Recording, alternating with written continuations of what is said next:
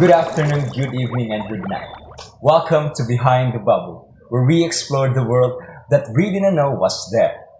Where the bubble means your comfort zone, and the moment you step outside your comfort zone is where you uncover hidden truth and stories that you've never heard before. So, kumusta, Prince? Okay, Rakoy? Ikaw, Earl?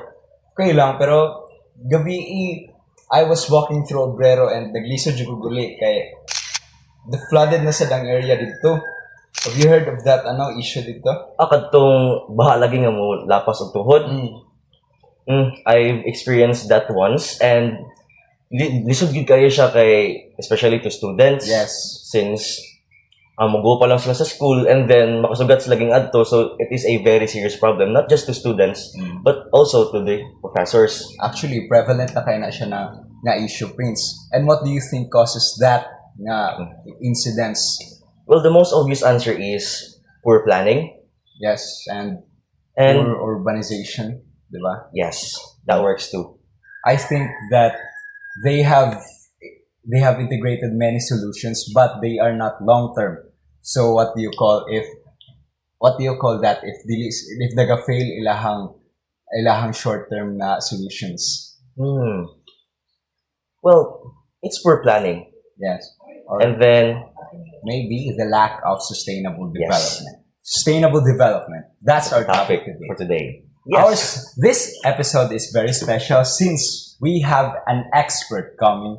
And aside from that, we have also 4 CE students who will be coming to our Yes. show and relating the topic to their field of work.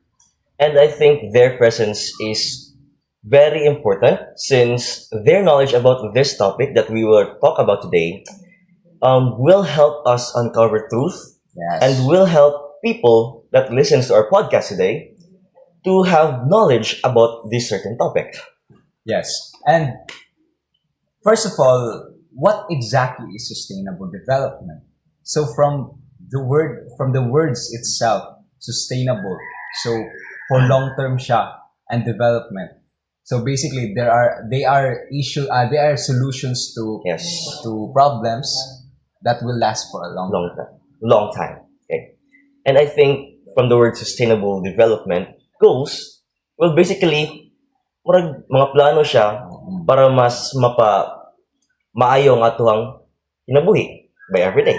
Yes. And also I think sustainable development goes balance environmental protection and economic growth. Yes, that's true. So if we lack that quality in our sustainable development goals, what would happen?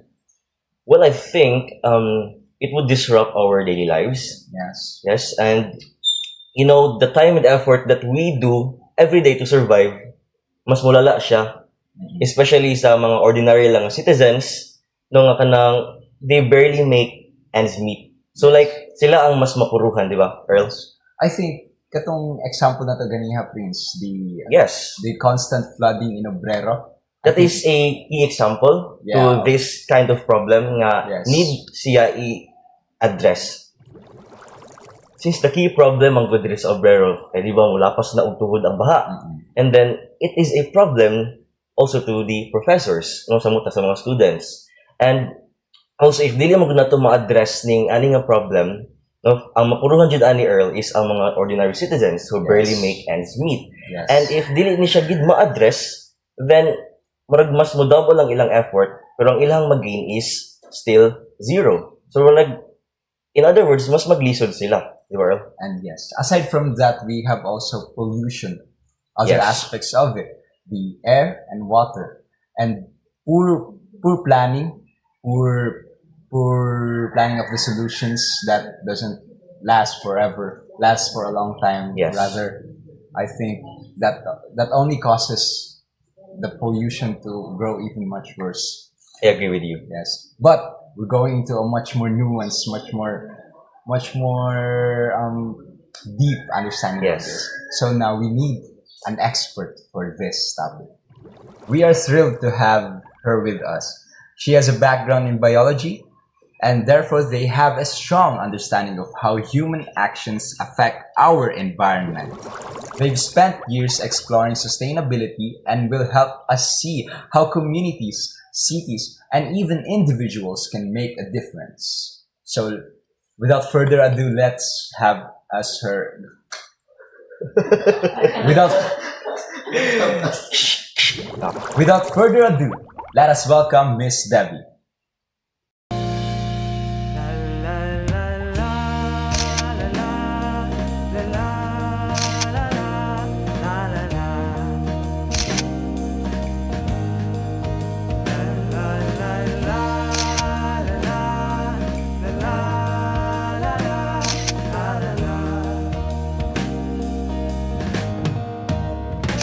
You told me.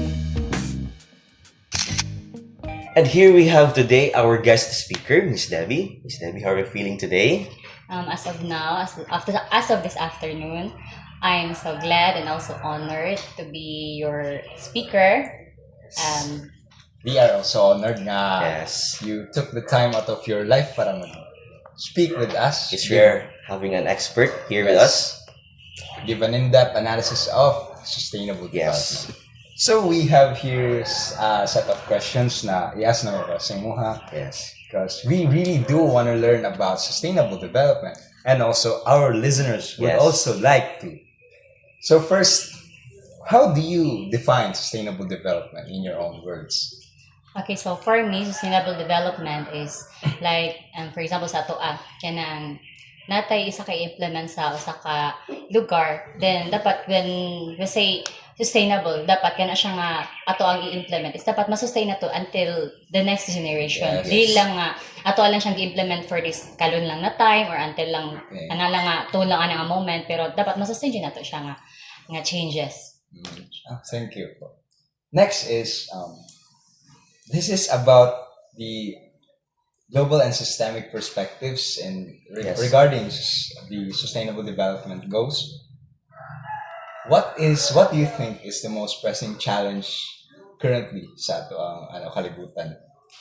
Okay. So, as we can observe nowadays, though daghan naman jud ang mga ato na nga mga development, pero mas gusto pa na siya ka-develop ang isa ka country, pero once mo attack na gali ang mo kuha na gali ang climate change, Yes. di ba? Makuha dyan na ito nga dagay Climate change. mga natural catastrophes, nga mga earthquake, mga baha, though bisa unsa pa ka prepared ang government, pero once ang climate na gali ang atong kalaban, wala gyud tayo di jud na to na siya mapugnan gyud.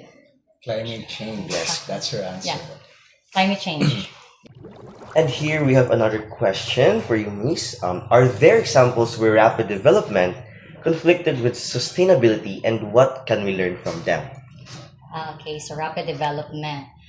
So as we experienced few years ago, the developed Boracay, di ba? Yes, Boracay, Remember mo Boracay. sa Boracay when PRD was the president, di ba na itong ipastop to niya ang Mga operations. mga operations Yes, kay tungod sa pagka-develop na sa Boracay, isa siya ka ang epekto sa Boracay is tungod na grabe na ang pollution na hinuon niya tungod kay ang mga infrastructure ina na siya kaduol sa dagat, so ang mga waste product nila paingon direct sa dagat, so nakako siya og algal bloom Yes. Algal na nakadaot siya sa algal bloom, so nakako siya og pagdaot sa dagat, so moto siya nga tungod ato nga tungod ato nga nahitabo, so wala ganahay ang president nga inato nahitabo sa Boracay, so gipastop ang operation para mahinduan. So kato siya nga pag-sustain nila sa ka tourist spot sa Philippines, so yan siya nga never siya impact pod ba yapon. Yes. Pero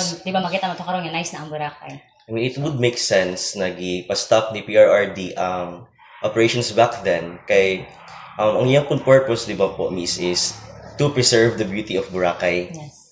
So from what I've globally ang jud is tong climate change medyo pinaka-pressing. And also kanang pinaka-rapid na development is tong sa Boracay. Yes.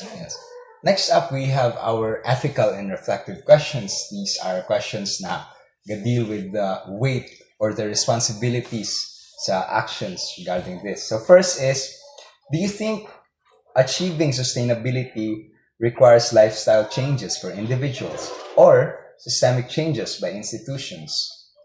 Okay, so for me, it's either institution or Kasi siya are sa individual. individual.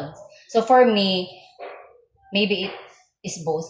Okay, bisa pag unsa bitaw nga, for example no kanang moingon ang isa ka government nga na system nga inani dapat atong buhaton. Pero you yourself, kita mismo, kitang nasa community, Yes. dili ta mo follow. So useless ang kuan, useless ang system.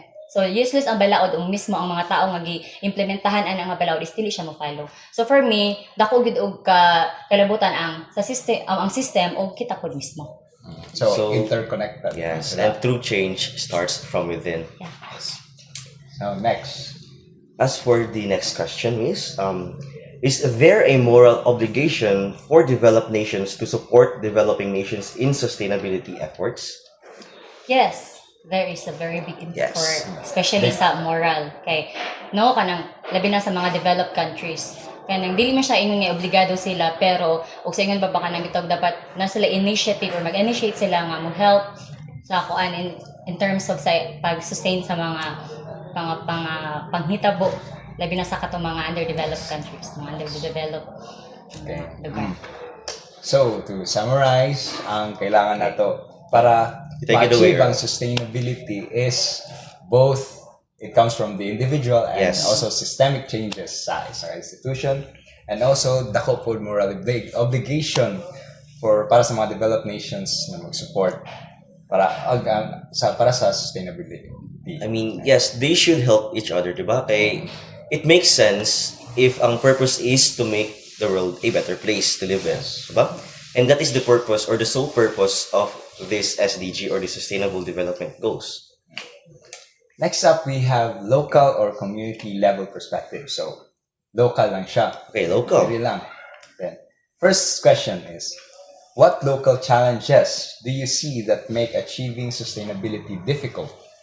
Okay, so as you can observe noon labi na diri agad sa ato lang is Mindanao is local lang ta. Local. So ato jud ka sa ganito makita diri is ang poverty. No? Yes, poverty is a very... Because of poverty, many children has lack of education. Yes. So if lack of education, so wala kay sila mga knowledge about aning mga sustainable development, about sa mga proper handling of mga garbages, something na. So isa gyud na siya ka kuan yung number one gyud is ang tungod sa poverty. Pinaka lisod jud kay siya nga kana bitaw isa ka challenge bitaw gyud sa nga ato adri as sa lokal ang kalisod kay though i-compare na to ang diri sa local ug sa mga developed countries na gyud lahi ra gyud kaayo ang ato makita bitaw nga kanang ang pamalakad. So lahi ra gyud nga though sa mga kanto sa lain nga lugar nga inana sila ka develop so kanang katong mga nasa ubos tabangan nila. Yes. Mas So, prevalent dili sa jud ang Yeah. poverty sa to. Ana kita to ma-observe, di ba? So, Ma-observe ko ninyo. This is Yes. a very strong reason nung dapat yun na to supportahan ni mga SDG Mm. kay para matabangan ni mga ingani kaluin ng mga people. Yes. And I think that is the very sole purpose of this, what we call as the sustainable development. SDG 1 and poverty. Yeah. To help these people. Huh? Next question. How can students or young professionals contribute meaningfully to sustainability locally? Okay, so how can you contribute? How can we contribute, Yes. young professionals? So, ato i-relate kagaina to atong ikon about sa poverty. Okay, so sa ato isa na to ma-contribute is ma-appeal ta og kanang mga community immersions, mga info drive nga ang topic nato is about mga sustainability and ato siyang ma-apply locally labi na sa mga community nga nagtuto ang daghan ang mga daghan ang mga tao nga galisod. So in that way nga mako na to nga nakatabang ta sa ilaha. Say kanang kita man ang for example kita ang mga able nga makadungog ana nga mga mga butang so katunay mga ato sa mga lagyo nga mga area so kita og able ta nga makaadto so makatabang ta sa ilaha maghatag information about aning I reach. Yes. SDGs. So no matter how small the act is, di ba, Earl, ang Ang importante dapat siya, is yeah. mas spread ang ingana nga positive vibe, mas spread ang ingana nga murag mindset to other people. Domino Aron effect. nga yes, domino effect. Aron pod nga ma-realize nila nga unsa ka importante day na nga mga ingana nga mga activities, no? Nga ingana nga mga Yes. mga ilahang mga ginabuhat aron pod nga katong mga young people nga like wala po jud sila murag knowledge about this type of doings murag mabutang sila or ma-instill sila hunahuna nga if they do this makatabang sila sa environment. Makatabang sila sa community. So, next question. How can communities balance growth and resource conservation? Okay, so how can communities balance growth and Resource conservation. resource conservation? So, in the community, we must conserve energy by using, if we can afford, like solar, Yeah. Solar. and conservation of water. Water. Mag-recycle ta sa kanang tubig o possible na to nga pwede pa magamit, ating gamitan siya.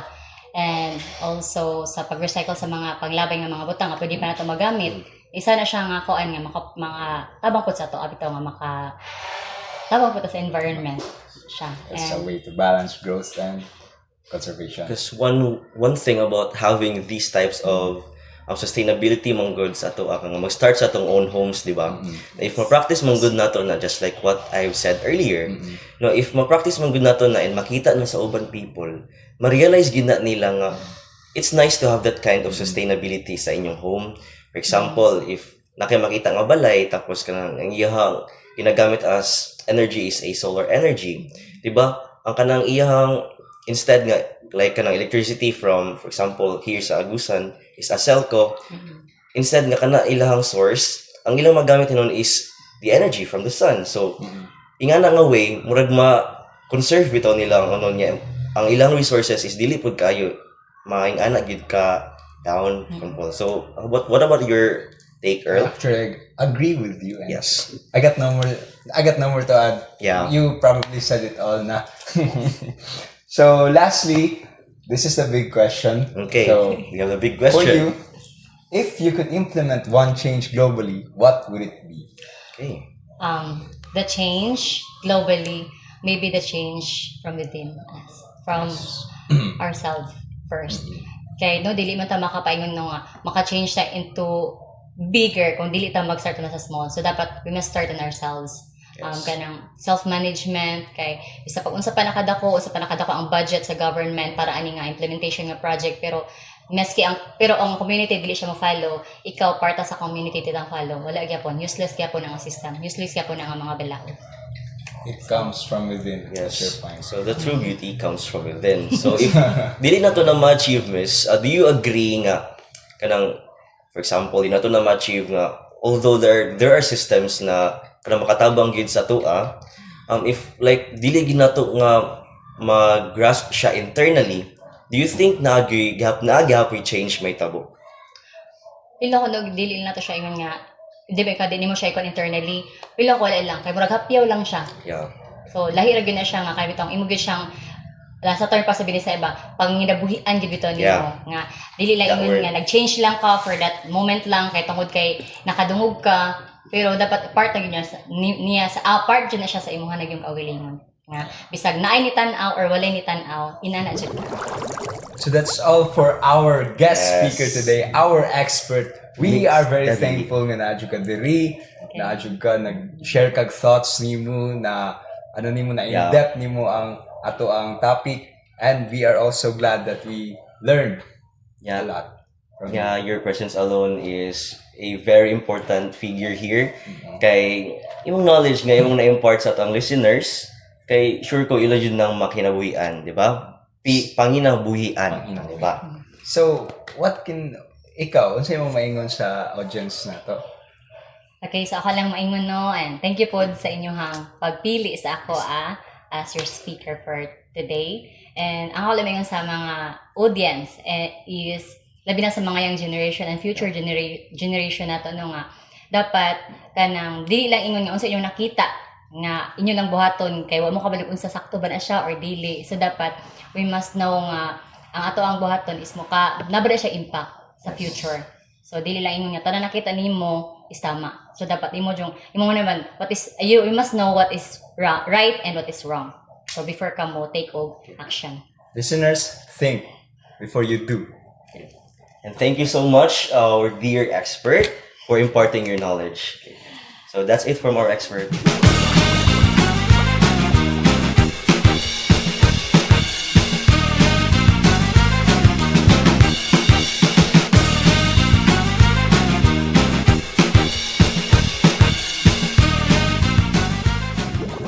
So we have here our future civil engineers in the making. Kamusta ang mga buhay-buhay na to? Okay lang sir kay although lisod ang engineering but di nga mo pud siya kauban ng mga friends. Daghan pud studies na hitabo, daghan pud pagpulaw nga nahitabo. Ano po banding? That's what I've heard sa mga college students. Lisod lagi daw ang civil engineering. Pero you know, ug unsa ka lisod ang engineering, mas importante gyud nga mas mag-strive ta, di ba? Nya mo na ang nakanindot sa civil engineering, di ba? Do you agree with me? Yes, I agree. Let us start with you, and can you please introduce yourself sa Yes. Good morning po. Ako po si Allen and these are my fellow civil engineers in the making. We have Mr. James, Hello. Mr. Angelo, and Mr. Kiefer. Yes, we brought you here today to showcase how sustainable development goals can be be applied to your field of work. So, muna yung pulot, naamo diri. So, you look sharp today. Kanan yung mga kasanina. Formal kayo mo. Sibiliano kayo. We really do appreciate no sa inyong effort nga mag-uniform. Kay para mas formal punta sa atong podcast, di ba? Do you agree with me? Yes, of course. Thank you for being with us here. Sorry. So let us start with you, James. Mr. James, right? Yes. Yes. What are your thoughts regarding sustainable development goals related to civil engineering? So, kaning mga SDGs, I find it quite useful, especially as our atong kinabuhi karon kay naga-improve pa siya and ato ang cities, mga lugar kay mas civilized na. Ibig sabihin, daghang infrastructures, daghang po tao. And also, one concern lang ako ang ma-point out is about water resources and waste management. Yes, it's a prevalent issue. Kay sa mga lugar, daghan kayo og tao, nya daghan pud og mga balay-balay ba. Nya karon, ang kanang mga kanal dira ibis na tubig ang gadaloy, basura naman noon. Mo to nagawonder ko, asa naman maadto ang tubig daay nga mga waste sa ato ang mga balay-balay nga basura naman na diha. Mo to ang mga concern yun nga ako na feel dun. And ako ang na-observe sa palibot. But with regards to that problem, when it comes to waste management and water systems, Mr. James, akong idea is we can incorporate the idea of engineering when it comes to solving with that kind of problems. Let's say for example ang mga waste management.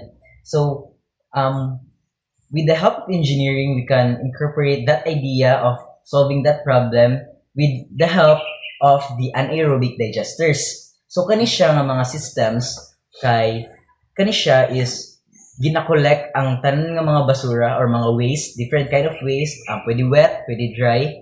And with that, kani malikom mag-accumulate and therefore ang methane nga gina-produce sa mga waste is ma-accumulate pod inside the container. And with that, kani siya, kani nga methane can be turned into biogas. And with this I heard biogas, about that thing, right? yes. And with this, kaning biogas can also be a form of energy like heat.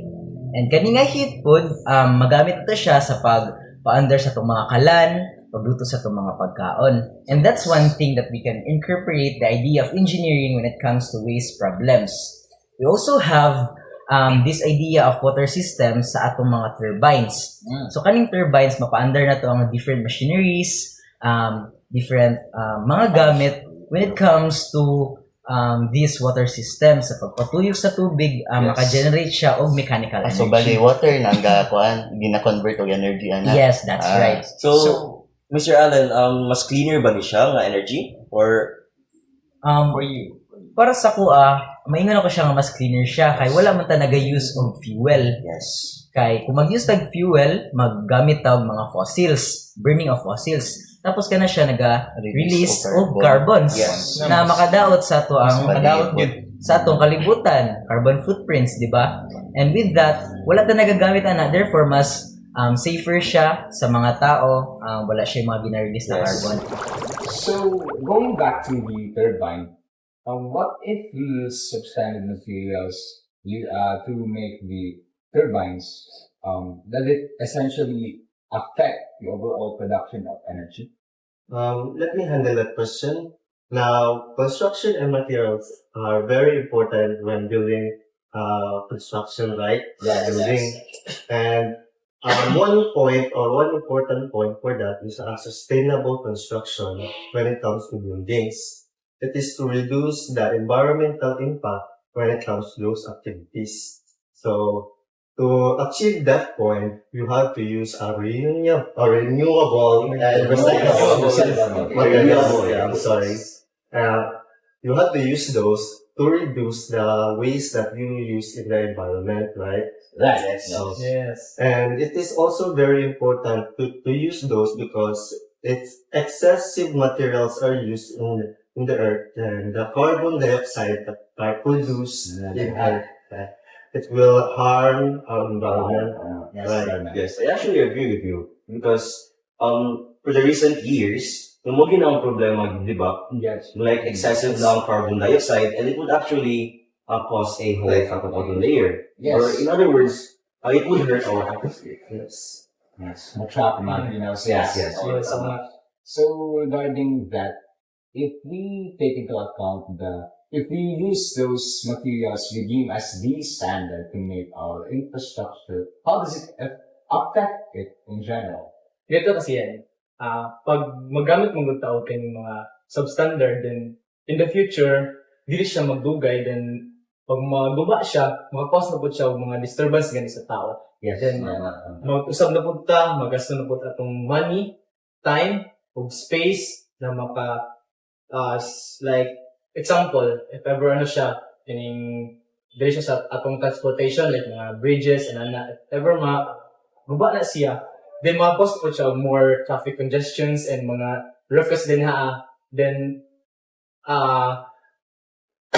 and as an engineer dako kayo na role ang urban planning din sa sustainable development.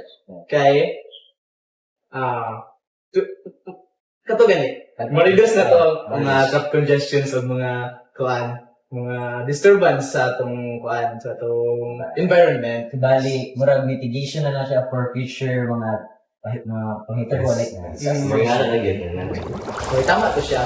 Kaya ang role na to as engineers na is mabalance na to ang rapid growth na to karon sa population since nag-adako din ang population and preserve sa atong environment na dili lang sa karon kundi sa mga future generations pa rin. So, ganun lang. So I have received a lot of your insights, and I think I can actually say that you are very intellectual civil engineers. And So, Earl, the good thing about having them as our guest here, kay mas matagaan ito in-depth knowledge ang ato mga listeners. Right? And ang ilang akong presence alone, mas nakatag sa to og mga ideas, nakatag sa to og mga another point of view sa kanilang nga topic na to, na mas nayon din nato na mas nakagain of knowledge from them. Right? Do you agree with me? yes. So, and that's all mga kabubble. What an inspiring conversation, Jude. We've seen how sustainable development isn't just theory, it's action, responsibility, and heart. True, Jude. Salamat kayo sa among sustainable development expert and of course sa 4 brilliant civil engineering students from USEP for bringing stories, challenges, and hopes sa atong discussion. Behind the bubble is always about going beyond talk. Dili nato makita na ang future sa development dili lang para sa leaders, kundi para nato tanan. So, padayon ta sa pag-educate, pag-advocate, ug paglihok kay bisan unsa pa kagamay ang imong contribution kung magtinabangay ta dakog impact na. This has been Behind the Bubble, where we go to a world we didn't know was there. Remember, sustainable development doesn't start with the world changing. It starts with us choosing to change. Thank you.